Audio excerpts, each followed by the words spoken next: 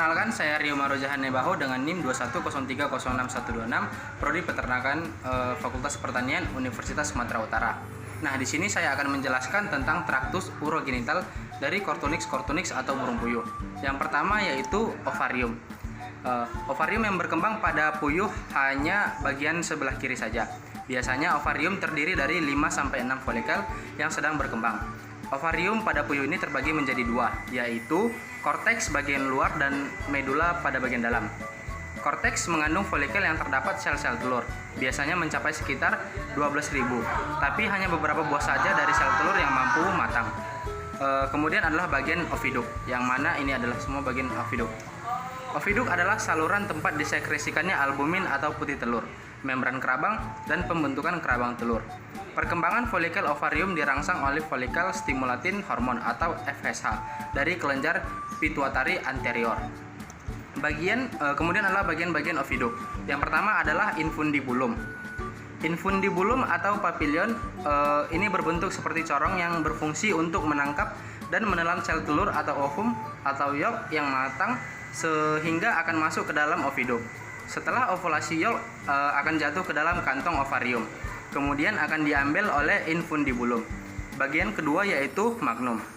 Magnum ini tersusun dari glandula tubular yang sangat sensibel. Sintesis dan sekresi putih telur atau albumin akan terjadi di dalam magnum ini. Kemudian adalah bagian ismus. Ismus ini bertugas untuk mensekresikan membran atau selaput telur. Telur berada di dalam ismus ini sekitar 1 jam 15 menit sampai 1,5 jam. Selanjutnya adalah bagian dari uterus. Uterus ini merupakan glandula kerabang telur. Pada bagian ini terjadi dua fenomena, yaitu dehidrasi putih telur atau plumping, kemudian terbentuknya kerabang telur. Bagian selanjutnya adalah vagina, di mana vagina ini terjadi selama reproduksi telur, kutikula ditimbun pada kerabang untuk mengisi sebagian pori-pori kerabang. Secara normal, telur tinggal di dalam vagina selama beberapa menit saja. Akan tetapi, dalam keadaan tertentu, telur dapat tinggal di dalam vagina selama beberapa jam. Kemudian bagian yang terakhir adalah bagian kloaka. Kloaka merupakan bagian paling ujung atau paling luar dari induk tempat dikeluarkannya telur.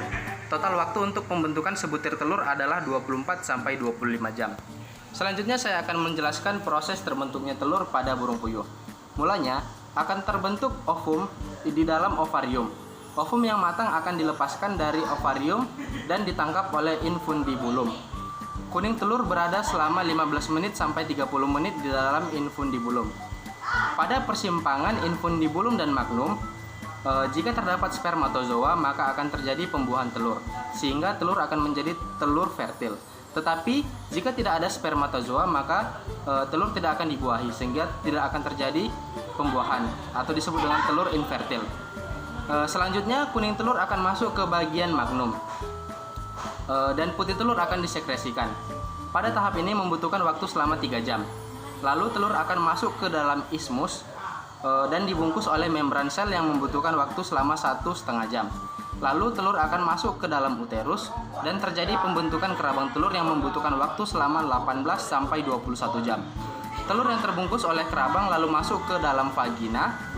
Nah, di dalam vagina akan terjadi kutikula, yaitu penyempurnaan posisi pada telur dan pori-pori telur.